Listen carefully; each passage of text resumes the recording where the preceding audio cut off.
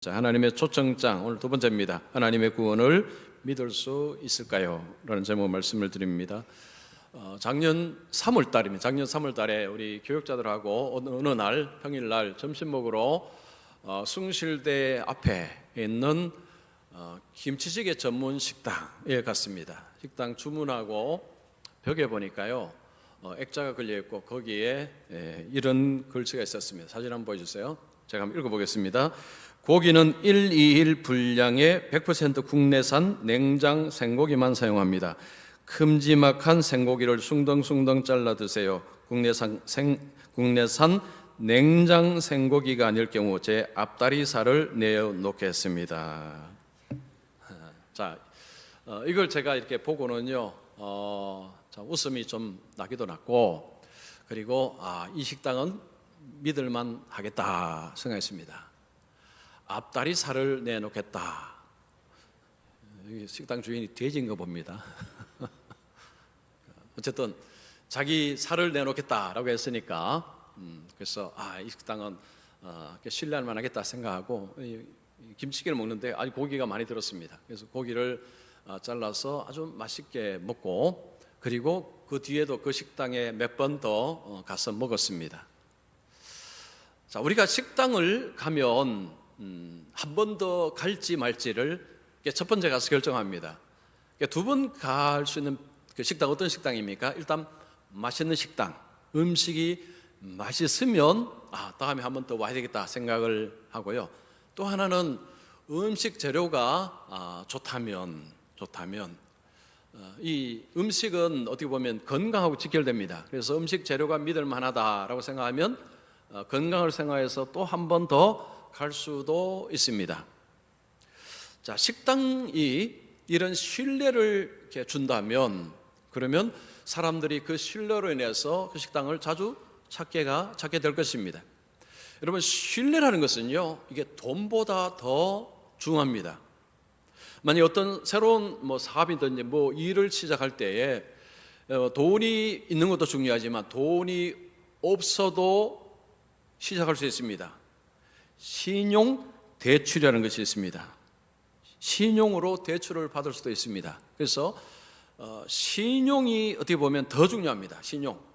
신뢰를 준다는 것이 참으로 중요합니다. 우리가 어떤 사람을 신뢰할 때에 그 사람의 말을 듣습니다. 말을 가치게 듣습니다. 만약에 좀 엄청난 말을 혹시 할지라도 그 말을 쉽게 무시는 하지 않습니다. 금방 이해는 안 되어도 그러나 무시하지 않습니다. 그만큼 신뢰가 굉장히 큰 것입니다. 여러분, 우리가 신앙생활 할 때도 신앙생활을 잘 하는 비결은 결국은 신뢰입니다. 믿는 것입니다. 누구를 믿는 것입니까? 하나님을 믿는 것입니다. 하나님을 믿어야 신앙생활 잘 합니다. 자, 그런데 문제는요, 하나님이 안 보인다는 거죠. 하나님은 사람처럼 대화를 할 수가 없습니다. 그래서 하나님을 믿는다는 것이 이게 간단하지가 않습니다. 많은 사람들이 교회를 오래 다녀도 신앙생활에 별로 변화가 없는 분들도 있습니다. 자, 어떤 분들은 믿은 지 얼마 되지 않는데 아주 신앙이 굉장히 잘 성장하는 분들도 있습니다. 결국은 뭘 차일까요? 무슨 차이겠습니까? 하나님을 신뢰하는, 하나님을 믿는 것에서 결국은 차이가 벌어지는 것입니다. 자, 오늘 우리가 읽은 말씀은요, 굉장히 중요한 말씀입니다. 우리가 하나님은 인생을 향해서 구원의 초청장을 주시는데 이 초청장을 어떤 사람은 받아서 바로 휴지통에 집어넣는 사람도 있습니다. 어떤 사람은 거기다 사인을 합니다. 그리고 반응을 합니다. 예스 합니다. 결국은 무슨 차이냐? 이렇게 하는 하나님을 믿을 수 있느냐? 결국은 그 차이입니다. 자, 오늘 제가 이야기를 좀 드리겠습니다. 자, 하나님께서 구원의 초청장을 우리에게 주시고, 자, 초청장에 우리가 사인을 하고 이해할 때에 그 다음에 우리가 뭘 해야 되는지. 자, 그러면 이걸 할 때 정말 중요한 것은 하나님을 믿는 것인데 우리가 하나님을 어떻게 하면 하나님을 믿을 수 있는지 이것도 오늘 말씀을 드리겠습니다. 자, 첫 번째, 하나님의 구원을 믿는다면 먼저 회개해야 한다. 자, 이사야 선지자는 이제 구원의 초청장을 받고 예스한 사람, 사인한 사람, 자, 이들이 뭘 하는지를 이야기합니다. 자, 하나님의 구원을 기대하고 소망하는 사람이 하는 모습이 있습니다. 하나님을 찾고 하나님을 부르기 시작합니다. 6절 보십시오. 너는 여호와를 만날 만한 때에 찾으라. 가까이 계실 때 그를 부르라. 자, 하나님의 구원에 대해서 그것을 받아들이고 그 구원을 소망하는 자는요, 그때부터 하나님을 찾고 부르기 시작합니다. 자, 여기에 중요한 표현이 만날 만한 때, 그리고 가까이 계실 때라는 표현입니다. 자, 때는 뭡니까? 기회입니다. 기회. 하나님을 아무 때나 찾고 부르지 않는다는 이야기죠. 기회의 문이 열릴 때에 이것도 가능하다는 것입니다. 하나님은 아무 때나 누구나 찾고 부르느냐? 이게 그렇지 않습니다. 이게 마음대로 되는 것이 아니라는 것입니다. 기회의 문이 열렸을 때에 그때 기회를 붙잡으라는 거죠. 자, 기회를 붙잡는다는 것은 뭘 의미하느냐? 하나님을 부지런히 찾고 하나님을 부르는 것입니다. 하나님의 그 구원의 초청장, 하나님의 구원의 초청장에 내하신 분들에게는 나타나는 특징입니다. 하나님을 열심히 찾고 부릅니다. 자, 만약에 여러분 교회를 다니는데도 평소에 하나님을 찾고 부르지 않는다면 하나님의 초청장에 예스 사인했는지 한번 알아봐야 됩니다. 아닐 수도 있기 때문입니다.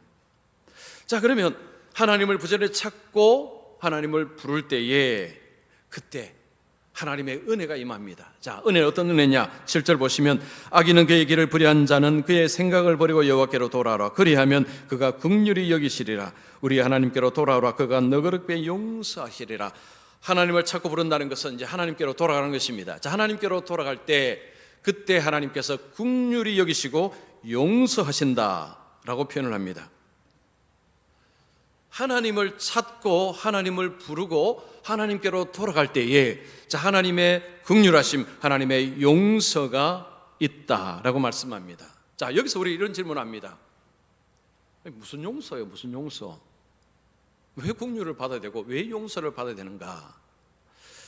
자, 지금 이 사연은 뭐라고 이야기합니까? 7절에 악인은 불의한 자는, 이 악인과 불의한 자가 누구입니까? 하나님을 떠난 자, 하나님을 떠난 사람, 하나님을 믿지 않는 사람을 향해 지칭하는 것입니다. 이 표현을 사람들은 굉장히 불편해합니다. 어떤 사람들은 이 표현을 굉장히 못마땅합니다.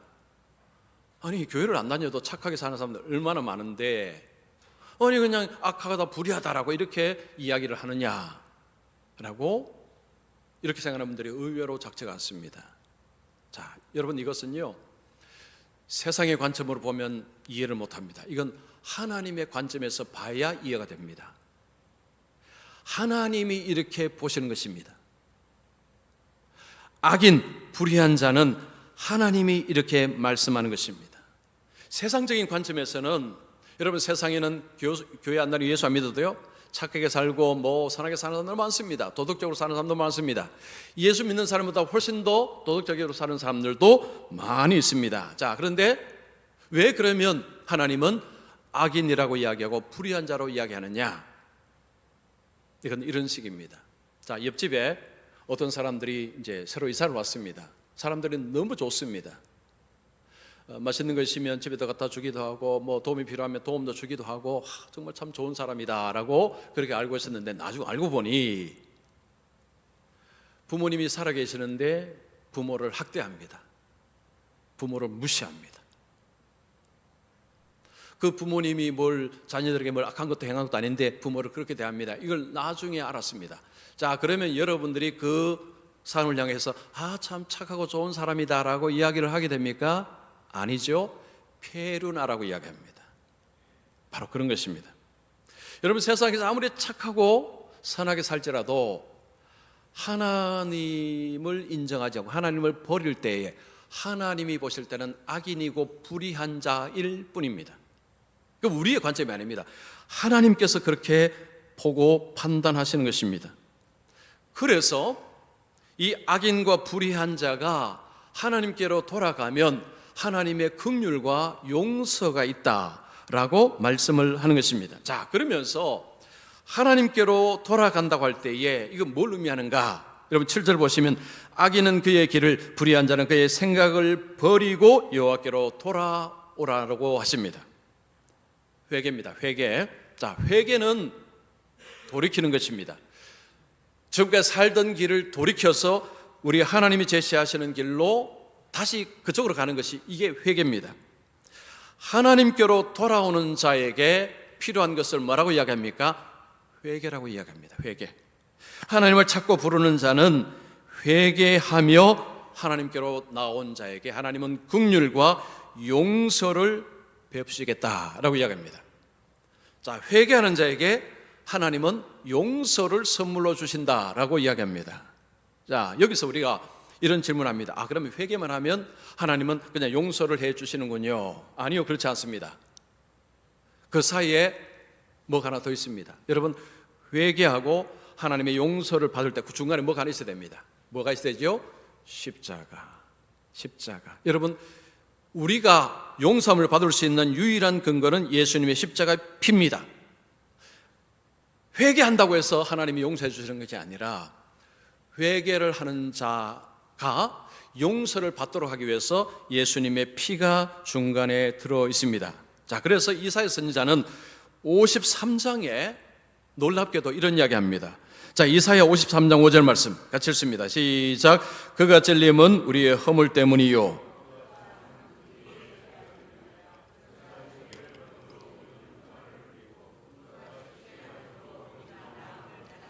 자, 이사야 선지자는 55장에 와서 회개하고 돌아오면 하나님이 용서해 주신다는 말씀을 하셨는데 그 전에 53장에 이 말씀을 하셨습니다. 자, 하나님께서 우리를 용서해 주실 수 있는 것은 우리의 회개가 아니라 예수님의 십자가의 은혜입니다. 내 회개가 하나님의 용서함을 받을 수 있는 데는 십자가가 필요하다는 것입니다.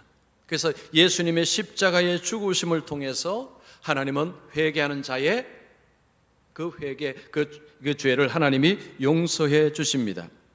여러분, 성경에서 죄에 대한 형벌은 죽음이라고 이야기합니다. 죄의 삭은 사망이요. 죄를 지은 사람은요, 형벌을 받는데 그것이 죽음입니다. 그래서 죄를 지은 사람은 회개한다고 해서 용서함 받을 수가 없으면 그건 불가능합니다.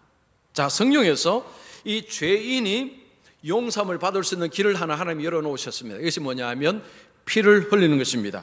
흠 없는 자가 대신해서 피를 흘리면 용서를 받습니다. 그래서 예수님이 이 땅에 오셔서 흠 없는 자신의 몸을 들이심을 통해서 우리에게 용서가 임한 것입니다. 자, 예수를 믿는다, 우리가 하나님을 믿는다 할 때에 그 핵심은 뭐냐? 회개입니다. 회개. 자, 회개가 뭡니까? 삶을 돌이키는 것입니다. 자, 우리가 회개하고 삶을 돌이키는 가운데서 예수님의 피가 우리를 덮어서 우리를 깨끗하게 한다. 이것이 성경 전체가 이야기하는 것입니다. 그런데 많은 분들이 이 기본적인 것에 대해서 사실은 오해를 많이 하고 있습니다. 내가 회개했으니까.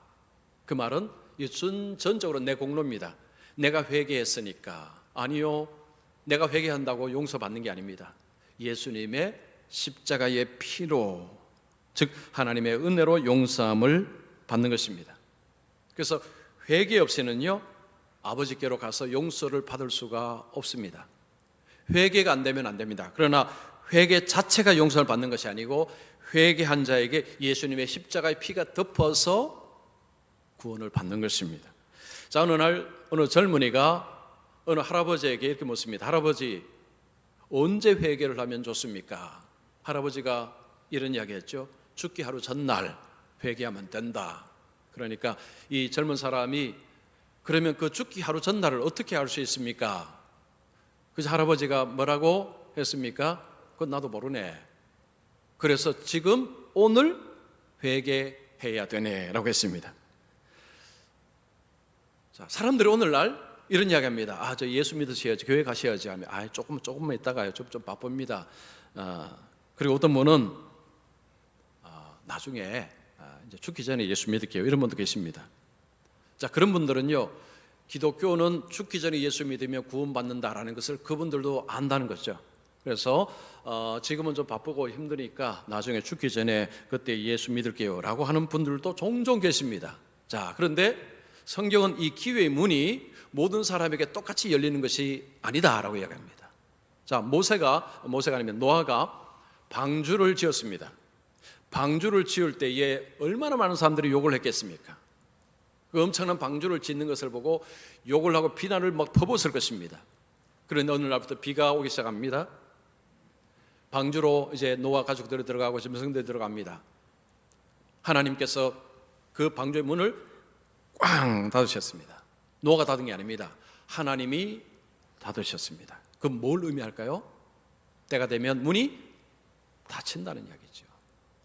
하나님께서 우리에게 이 회개할 기회를 주셨을 때 회개를 해야 되는데 그냥 미루는 거죠. 그냥 내일 아니면 한 5년 뒤에 이제 나중에 좀 여유가 있으면. 근데 회개는 자신이 잘못한 것을 깨달아야 회개를 합니다. 그래서 회개는요, 자발적인 항복이라는 표현을 씁니다. 회개는 자발적으로 항복하는 것입니다. 여러분, 자발적으로 항복하기 위해서는 내가 뭘 잘못했는지 알아야 이게 가능합니다. 그러면 여러분, 나이가 많아지면 내가 잘못했구나라는 것을 깨달아 할까요? 그렇지 않습니다. 전혀 그렇지 않습니다. 구원의 때라는 것은요, 이 회개의 때라는 것은 내가 만드는 것이 아닙니다. 하나님께서 열어주실 때에 그때 이것을 잡아야 되는 것입니다. 자, 그러면 여러분, 우리가 회개하기에 정말 좋을 때가 언제일까요? 고난의 때입니다. 어려움 당했을 때. 왜 그렇습니까? 여러분, 고난과 어려움이 있을 때 사람은 자기를 돌아봅니다. 내가 뭘 잘못했을까? 특별히 이제 교회를 다니는 분들은 하나님 앞에서 자기를 봅니다. 내가 하나님 앞에서 뭘 잘못했을까? 그러면서 사람이 회개를 하는 것입니다. 자, 어떤 분은 그런 이야기 했습니다. 고난은 하나님이 회개하라고 주신 신호다.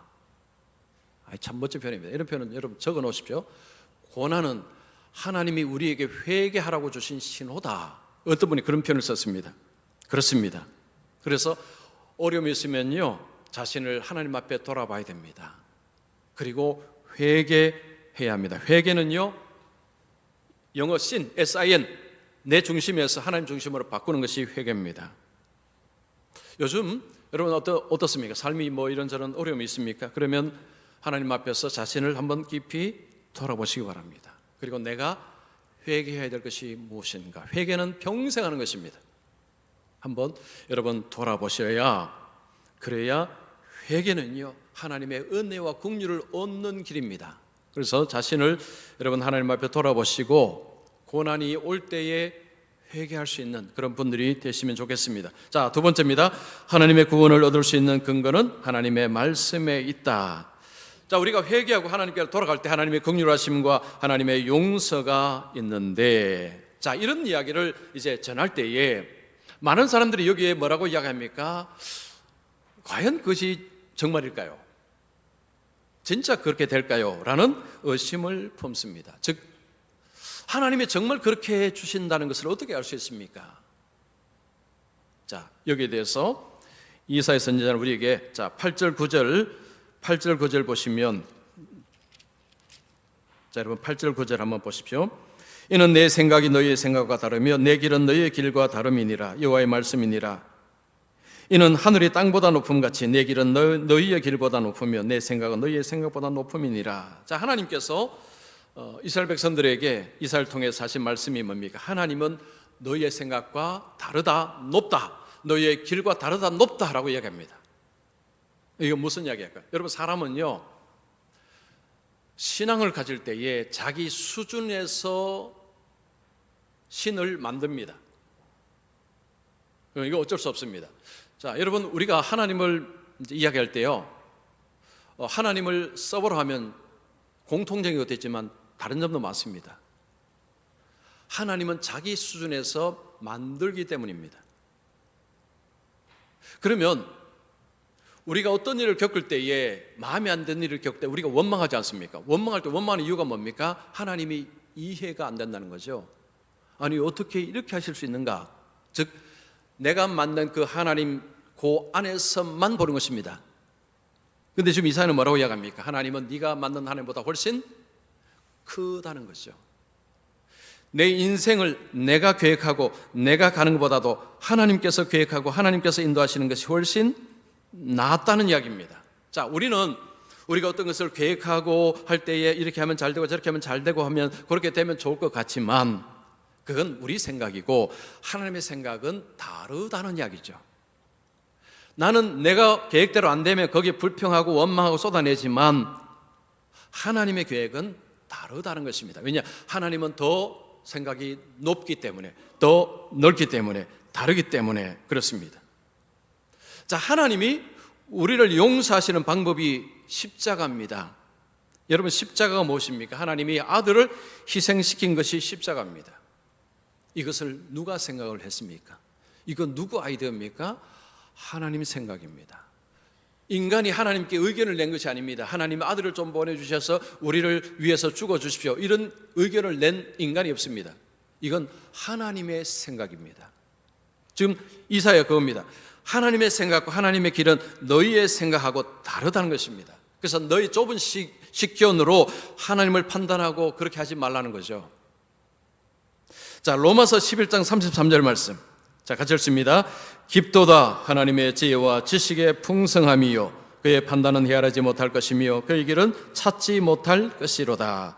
하나님의 지혜와 지식의 풍성함이요, 하나님의 판단과 하나님의 지식은 우리가 헤아릴 수 없다는 것입니다. 엄청나다는 거죠. 자, 이사야는 하나님은 인간이 판단하고 헤아릴 수 있는 분이 아니다. 그래서 인간의 좁은 식견으로 이건 못 믿어 저건 못 믿어 라고 하는 것 자체가 너무 잘못됐다는 이야기죠. 자, 그러면서 여러분 10절 11절 말씀, 이거 정말 우리가 좋아하는 말씀이죠. 10절 보시면 이는 비와 눈이 하늘로부터 내려서 그리로 되돌아가지 아니하고 땅을 적셔서 소출이 나게 하며 싹이 나게 하여 파종하는 자에게는 종자를 주며 먹는 자에게는 양식을 줌과 같이. 자, 이사야 선지자가 하나님을 이야기하면서 비와 눈을 가지고 설명합니다. 비가 하늘에서 떨어졌을 때에 곧바로 땅에 졌다가 하늘로 곧바로 올라가지 않습니다. 땅에 내려서 생산력을 줍니다. 거기서 땅이 싹이 나고 그 다음에 열매가 나고 양식이 되어서 사람들이 그것을 먹습니다. 자, 이와 같이 11절 보시면 내 입에서 나가는 말도 이와 같이 헛되이 내게로 되돌아오지 아니하고 나의 기뻐하는 뜻을 이루면 내가 보낸 일에 형통함이니라. 이사야 선지자는 비와 눈처럼 하나님께서 입에서 말씀을 하시면 그냥 그게 되돌아오지 않는다는 것입니다. 그 말씀이 그 하나님의 목적을 성취한다는 거죠. 주의 뜻을 그대로 성취한다. 하나님의 말씀은 이루어진다, 성취된다 라고 이야기합니다. 하나님을 믿을 수 있느냐 없느냐 고민하지 말라는 거죠. 하나님의 말씀을 보라는 것입니다. 여러분, 혹시 내가 하나님을 믿어야 되나 말아야 되나 고민하신다면 말씀을 보시기 바랍니다. 말씀, 이게 답입니다. 말씀을 보셔야 됩니다. 자, 민수기 23장 19절 말씀 같이 읽습니다. 시작. 하나님은 사람이 아니시니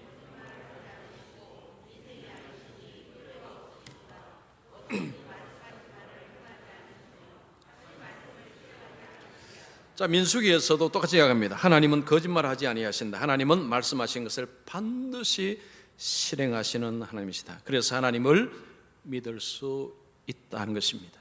자, 그러면 여러분, 하나님의 말씀을 따라서 살게 될 때 어떤 일이 벌어질까요? 12절 보시면 너희는 기쁨으로 나아가며 평안히 인도함을 받을 것이요.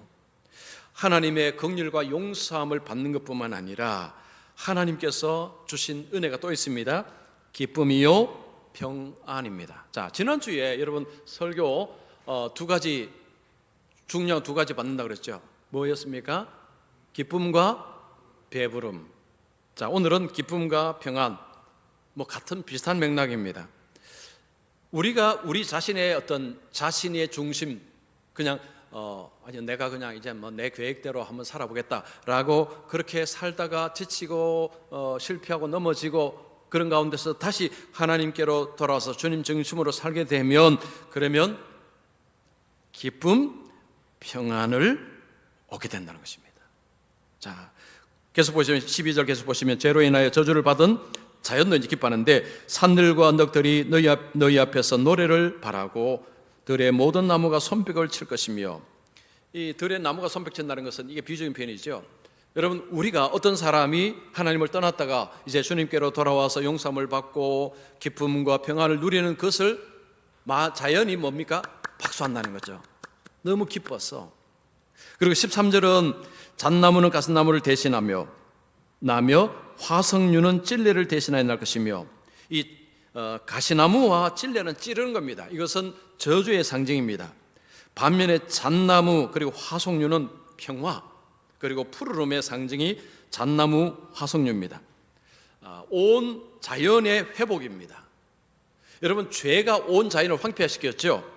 하나님께로 돌아와서 한 죄인이 하나님의 용서함을 받을 때 온 세상이 회복되는 놀라운 역사가 일어난다라는 것입니다.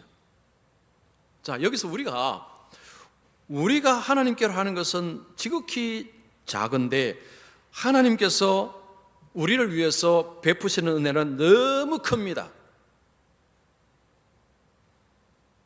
이게 좀 포인트입니다. 자, 우리가 우리 길을 버리고 나간다는 거 우리는 크게 생각할지 모르지만 하나님께서 이 약속해 주시는 이게 어마어마하다는 거죠. 자, 그러면 이 어마어마하다는 것을 이거 어떻게 믿을 수 있는가? 말씀입니다, 말씀. 자, 제가 책 하나 소개하겠습니다. 성령 말씀대로 살아본 1년이라는 책입니다. A.J. 콥스라는 사람이 쓴 책입니다. 이 사람은 예수 믿는 사람이 아니었던 것 같습니다. 근데 이 사람이 이제 성경대로 1년을 살아보자라고 결심하고 성경의 중요한 원리들, 말씀들을 뽑았습니다. 뽑아서 자신의 삶에 이제 실천을 하기 시작한 것입니다. 이분이 왜 이렇게 하는 거 아니? 이분이 그런 생각이 들었답니다. 고대로부터 온 것 중에 대부분은 사라졌는데 종교는 이상하게 더 영향력이 커진다는 것을 생각하고 내가 이렇게 살다가 정말 중요한 것을 잃어버리지 않을까라는 걱정이 되어서, 그래서 성경을 한번 붙잡고 살아보자, 이 성경이 진짜인지 가짜인지 한번 해보자라고 한 것입니다. 자, 그래서 이분이 그 말씀을, 출입 말씀을 가지고 삶에 적용을 한 것입니다.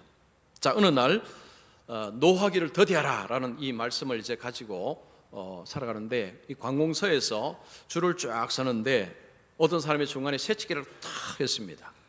자, 여러분, 운전하고 가다가 막히는 데 있죠. 줄 쫙 섰는데 중간에 어떤 차가 중간에 쫙 끼어들면 여러분 뒤에서 뭐 하십니까? 욕하시죠. 욕 안 하시는 분은 성자.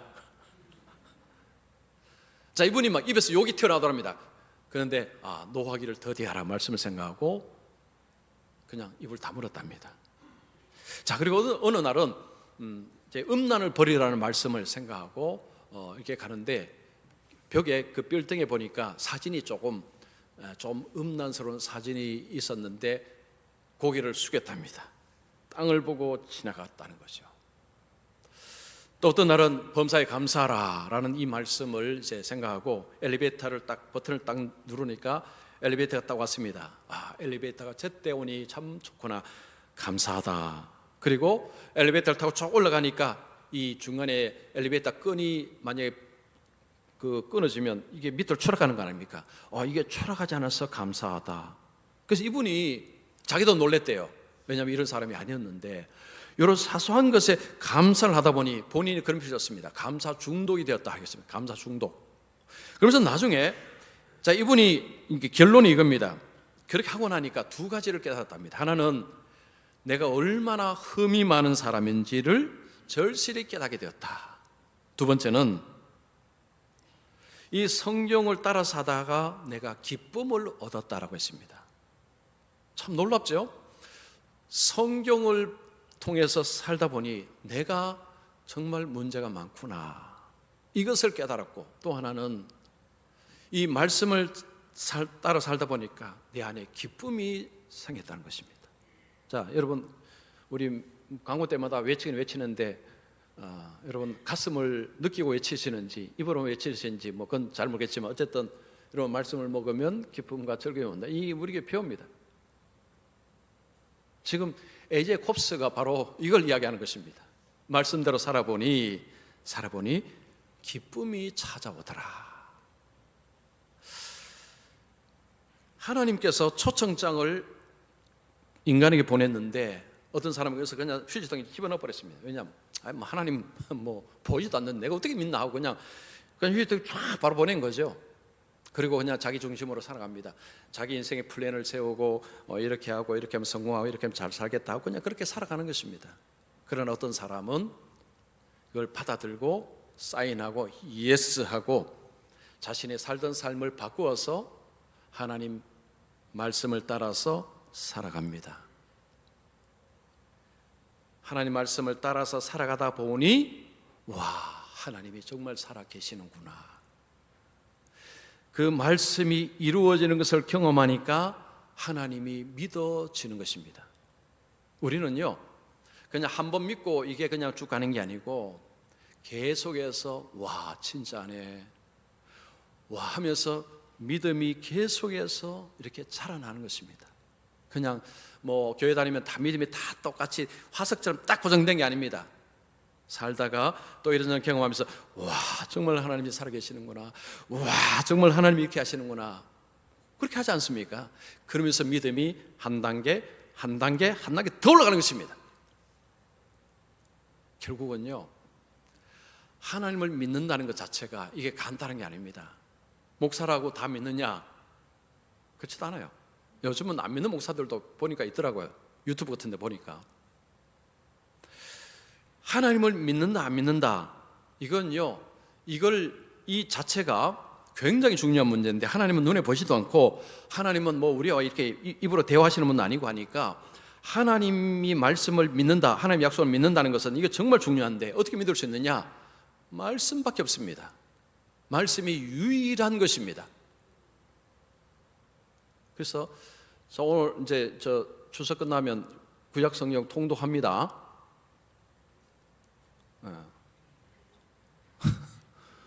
이건 뭐 나중에, 여러분 나중에 기회는 없습니다. 내년에 할지 안 할지 저 잘 모르겠습니다. 기회 문이 올래까면 있을지. 여러분 스스로가 40일 안에 성경 통독 거의 불가능합니다. 기회 문이 열렸을 때 하셔야 됩니다. 말씀은요, 한번 읽으면 다 안다, 그건 불가능합니다. 계속 읽어도 사실은 잘 모릅니다.